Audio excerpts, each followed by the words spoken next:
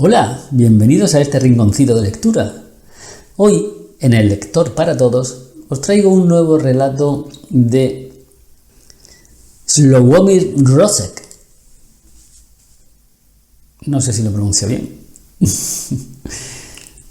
Bien, es un relato que está dentro de su libro El Árbol, que contiene muchísimos más relatos cortos. Y os recuerdo que siempre este autor se dirigía con ironía a criticar las respuestas humanas o la forma de ser del ser humano. Y utilizaba pues la ironía, lo absurdo, lo surrealista. En esta ocasión, en la historia, se llama El corresponsal especial. Comenzamos la lectura. En un lejano país se estaban preparando acontecimientos importantes. Era preciso enviar allí un corresponsal especial, pero el presupuesto de nuestro periódico no lo permitía, porque teníamos muy pocos lectores y por consiguiente muy poco dinero. Habríamos tenido más lectores y por consiguiente más dinero si hubiésemos podido enviar corresponsales especiales, y habríamos podido enviarlos si hubiésemos tenido más dinero, lo cual a su vez solo habría sido posible si hubiésemos tenido más lectores.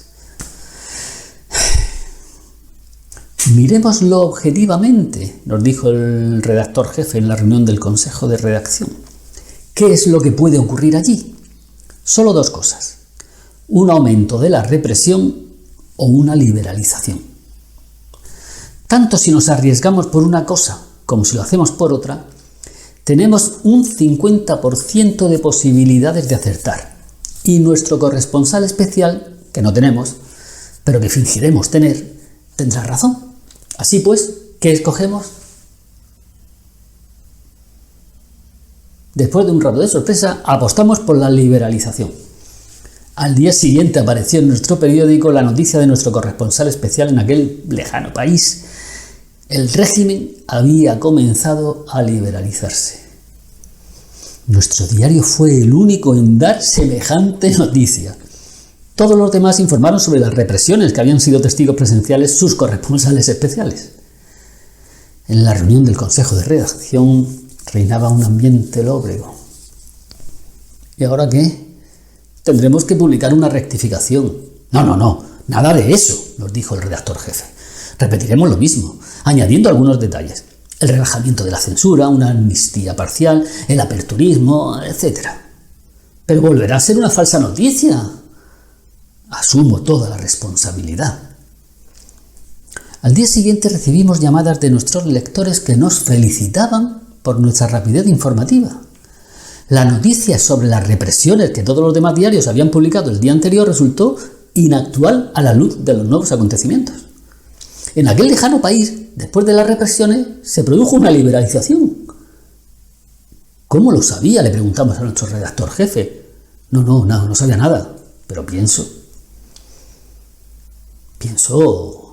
dialécticamente. Al principio podía ser una cosa u otra, pero ahora ya la cosa marchará por sí mismo. Es decir, que repetimos. No, todo lo contrario. Mañana daremos la noticia del agravamiento de la situación. Tanques en las calles, batallas campales con la policía y todas esas cosas. Pues resultó que lo había previsto. Lo había previsto correctamente. En aquel país lejano, tras una liberalización, se produjo la represión. Empezamos a comprender la dialéctica. O sea, que mañana toca liberalización, pasado mañana represión, y luego de nuevo liberalización, y así sucesivamente. Por supuesto, os dije que ahora ya no habría ningún problema, solo debemos tener cuidado de no confundir el orden. Metidos en el papel de nuestro corresponsal especial, escribíamos cada vez con más habilidad tanto acerca de la liberalización como de la represión. Siempre teníamos razón y la tirada de diario aumentó. Ahora ya podíamos enviar a un corresponsal especial. Nos lo podíamos permitir, pero ¿para qué? Todo iba bien, aunque era algo monótono. Hasta que un día nos llamó el redactor jefe. ¿Qué es lo que toca mañana? Sé que consultó la agenda. Represión. No, fuera. Pero si es que la liberalización fue ayer. No, fuera. Ni represión ni liberalización. daremos la noticia de un triple asesinato por motivos sexuales.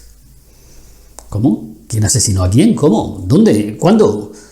¿Sadomasoquismo? ¿Homosexualidad? ¿O tal vez un incesto? ¿Por qué triple? Señores, acaban de confirmar ustedes mis suposiciones. Si a ustedes mismos les ha cansado la política internacional y mundial, ¿qué decir a nuestros lectores?